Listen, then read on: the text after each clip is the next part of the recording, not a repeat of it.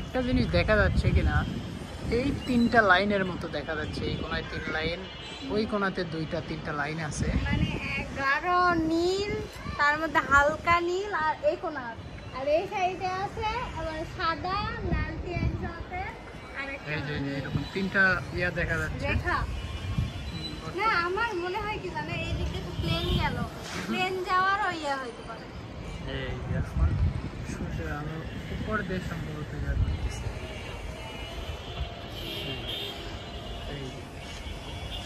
এই হলো 3টা সিরিয়ালের দাগ দেখা যাচ্ছে ওই কোনায়।